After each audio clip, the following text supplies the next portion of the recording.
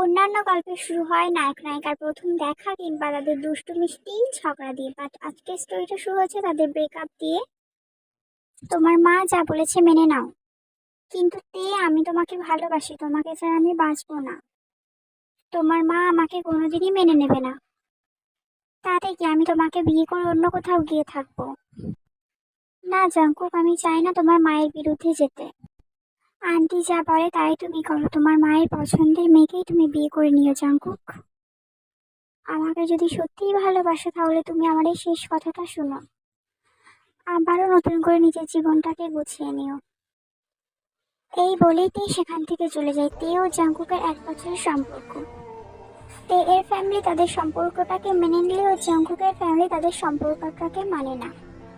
তে ও জাঙ্কুক ভেবেছিল তের ফ্যামিলির সাপোর্ট যখন আছে তখন ঠিকই একদিন জাঙ্কুকের ফ্যামিলিও তাদেরকে মেনে নেবে। কিন্তু তাদের এই ভাবনা ভুল প্রমাণিত হয়। জাঙ্কুকের মা জিন অনেক আগে থেকেই তার ননদের মেয়ে আয়ুয়ের সাথে জাঙ্কুকের বিয়ে ঠিক করে রেখেছে।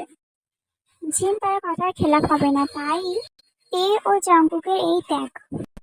এরপর জাঙ্কুক ও আইয়ুর বিয়ে হয়ে যায়। বিয়ের দিন রাতেই জাঙ্কুক তার ও তে সম্পর্কের কথা আইয়ুকে বলেছে। আইয়ু তা মেনে নিয়েছে।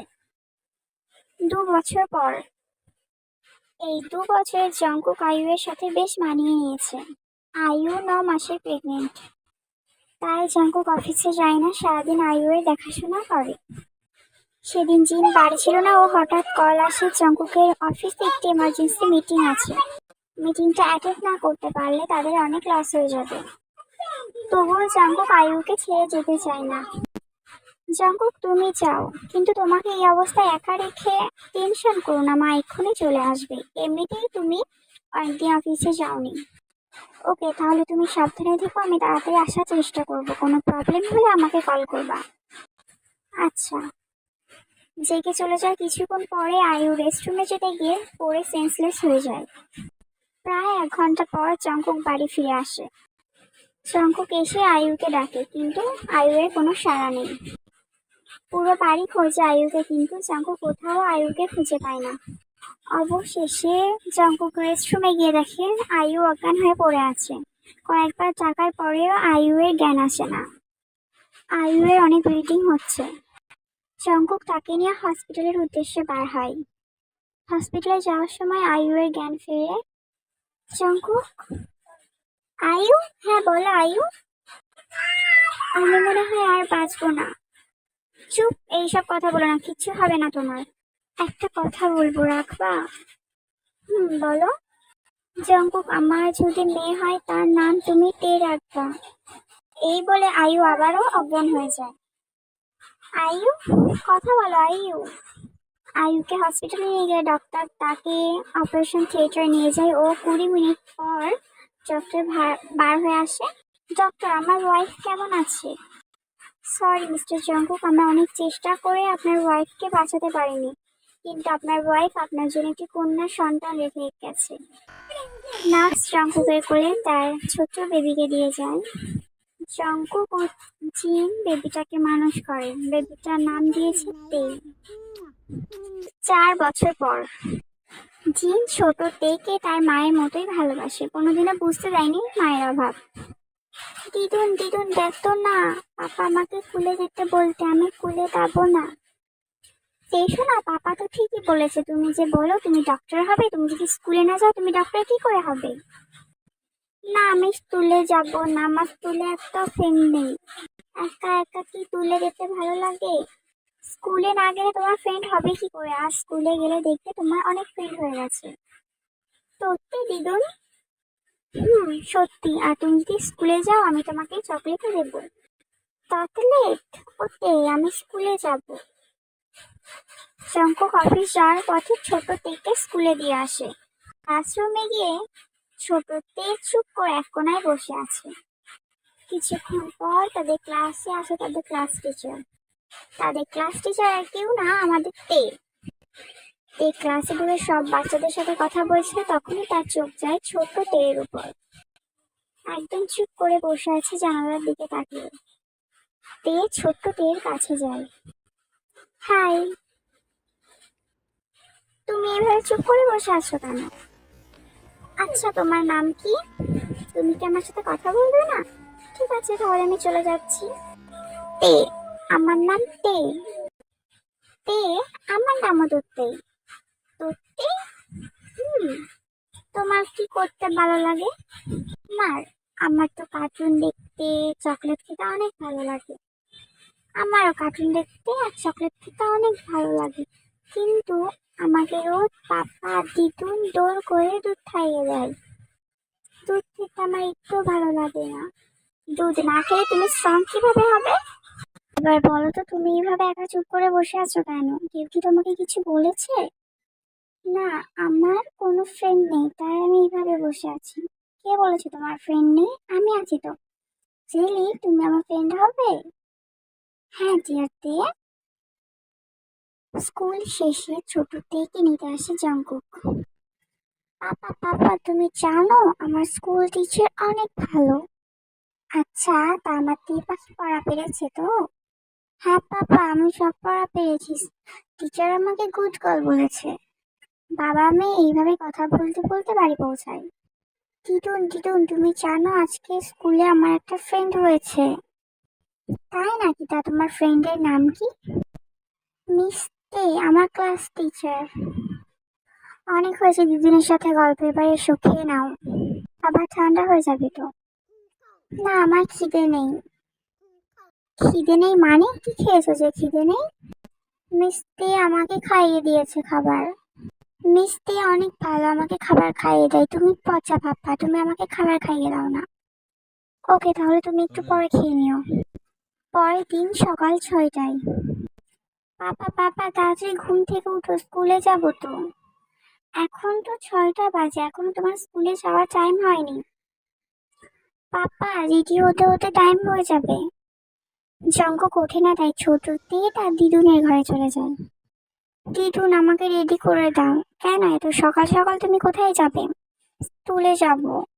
এখন স্কুলে যাবা? টাইম হয়নি তো। টাইম হয়নি, হয়ে যাবে। পাপা, স্কুলে যাওয়ার জন্য এত এক্সাইটেড? কাল তো স্কুলে না যাওয়ার জন্য কান্না করছিলে। ওফ দিদুন, বেশি কথা বলো না, তাড়াতাড়ি চলো, রেডি করে দিবা। সেদিন জিন ছোট থেকে নিয়ে স্কুলে যায়। স্কুলের গেটে জিন ও ছোট তে দাঁড়িয়ে আছে, তখন মিস তে আসে। মিস তে। আরে তে শোনা, তুমি আজকে এত তাড়াতাড়ি চলে এসছো? স্কুলের ভিতরে নাকি গেটে দাঁড়িয়ে আছো কেন?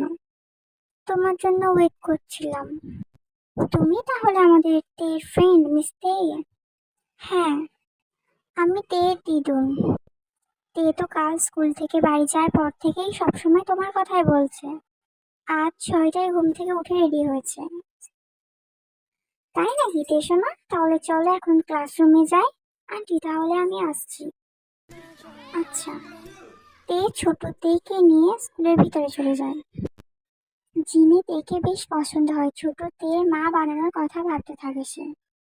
অন্যদিকে, আচ্ছা তে শোনা, তোমার নামটা কি তোমার দিদুন রেখেছে? না, আমার দিদুন বলে আমার নাম আমার মাম্মা রেখেছিল। তোমার নাম কে রেখেছিল মিস্তে? আমার বাবা। তোমার বাবা কোথায় মিস্তে? আমার মা বাবা তো দুজনেই আকাশে তারা হয়ে গেছে। মিস্তে, তুমি জানো আমার মাও আকাশে তালা হয়ে গেছে। কথাটা শুনে তের বেশ খারাপ লাগে ছোট তের জন্য। স্কুল শেষে জিন তেকে নিতে আসে। দিদুন, তোমার ফ্রেন্ড মিস্তে কোথায়? ওই তো আসছে। মা, তোমার সাথে কি আমি একটু কথা বলতে পারি? হ্যাঁ আন্টি, বলুন না, কি বলবেন? তুমি কি জানো তের মানে? হুম। তে হওয়ার সময় তের মা মারা যায়। মা, তুমি কি আমার একটা কথা রাখবা? বলুন না। আমার ছোট তের মা হয়ে যাও তুমি। তোমার কাছে হাত জোড় করে বলছি, প্লিজ আমার এই কথাটা রাখো। কারোর সাথেই কথা বলে না বাইরে, শুধু তোমার সাথেই কথা বলেছি, প্লিজ তুমি আমার এই কথাটা রাখো। আন্টি প্লিজ এইভাবে বলবেন না। তুমি বললে আমি তোমার মা বাবার সাথে কথা বলবো। জি, আমার মা বাবা কেউই আর বেঁচে নেই, 1 বছর আগে এক কার অ্যাক্সিডেন্টে তারা মারা যায়। তাই কি হয়েছে, আমি তো আছি, তুমি আমাকে মা বলবা।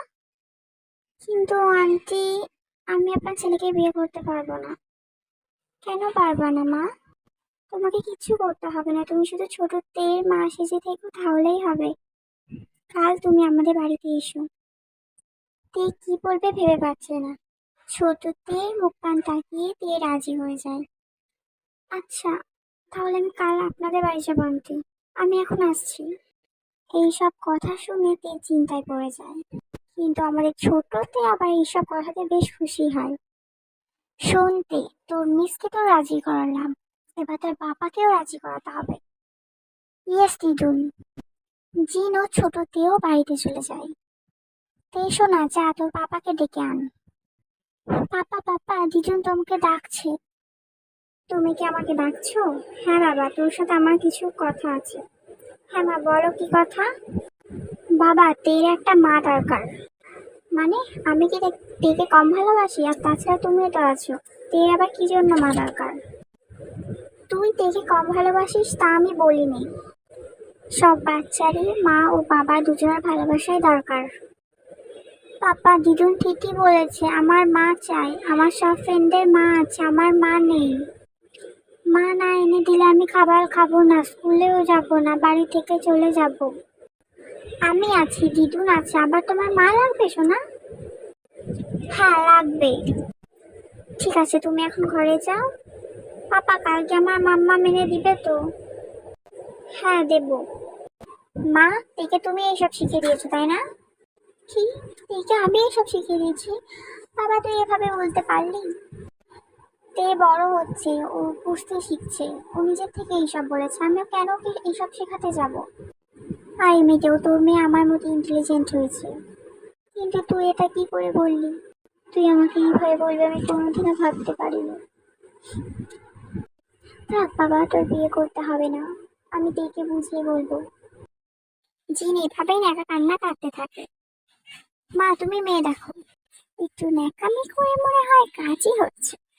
মেয়ে? মেয়ে তো আমার দেখা আছে, কাল দুপুরে বাড়ি থাকবি। কাল দুপুর বেলা মেয়েটা আসবে।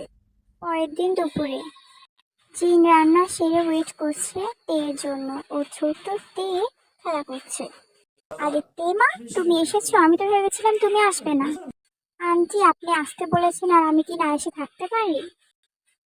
উফ, আবার আন্টি বলেছি না মা বলতে, ভুল হয়ে গেছে। এই ভুলটা যেন আর পরের বার না হয়। আচ্ছা। আম্মু, তুমি এসেছো? ছোট তের মুখ থেকে আম্মু ডাক শুনে তে বেশ অবাক হয়। আমি বরং পাপাকে ডেকে আনি। পাপা পাপা, চলো দেখবা আম্মু এসেছে। এই আম্মুটা আবার কে? জঙ্কুক ছোট তের সাথে আসে। জঙ্কুক ড্রয়িং রুমে এসে দেখে সেখানে তে বসে আছে। মাম্মা, মেয়ে দেখো আমার পাপা। আমার পাপাকে তোমার পছন্দ হয়েছে? তে তো জঙ্কুককে দেখে অবাক। আর অবাক হবে নাই বা কেন, 6 বছর পর তাদের দেখা, তাও আবার এইভাবে। তের মুখে মাম্মাম ডাক শুনে জঙ্কুকের আর বুঝতে বাকি থাকে না যে তার মা তের সঙ্গে তার বিয়ে ঠিক করেছে। ওই তো জঙ্কুক চলে এসছে। এবার আমরা লাঞ্চটা সেরে ফেলি, তারপর না হয় তোমরা কথা বলো। তারা সবাই গিয়ে বসে খাবার টেবিলে। জিন ও ছোটতে খাবার খাচ্ছে, কিন্তু তেও জঙ্কুক খাচ্ছে না। মাথা নিচু করে চুপ করে বসে আছে ও মাঝে মধ্যে একে উপরের দিকে তাকাচ্ছে। লাঞ্চ লাঞ্চ করার পর মা, তুমি বরং জঙ্কুকের সাথে আলাদা করে কথা বলো। জঙ্কুক, তেকে তোর ঘরে নিয়ে যা। তে ও জঙ্কুক কথা বলার জন্য জঙ্কুকের ঘরে যায়। কারো মুখেই কথা নেই, একে অপরের দিকে শুধু চেয়ে রয়েছে। বেশ অনেকক্ষণ পর তে বলে ওঠে, কেমন আছো? ভালো, তুমি? চলে যাচ্ছে কোনো রকম। আবার তোমার সাথে এইভাবে দেখা হবে আমি ভাবতেও পারিনি। আমিও ভাবিনি। আজও কি ভালোবাসো আমায়? হুম, তোমার জায়গাটা কোনোদিনই কাউকে দিতে পারিনি। তে জঙ্কুককে ব্যাক সাইড থেকে হাক করে। জঙ্কুকও তেকে হাক ব্যাক করে। জঙ্কুক থেকে কিস করতে যাবে, ঠিক ওই সময় এন্ট্রি হয় আমাদের ছোট্ট তের। মাম্মাম, পাপ্পা কি করছো? নিচে চলো, দিদি ওয়েট করছে তো। তুমি যাও, আমরা যাচ্ছি। ওকে পাপা। শোনোতে, আমার মা হয়তো তোমাকে জোর করেছে বিয়ের জন্য। তোমার যদি বিয়েতে না মত থাকে তাহলে তুমি আমাকে বলতে পারো, সমস্যা নেই।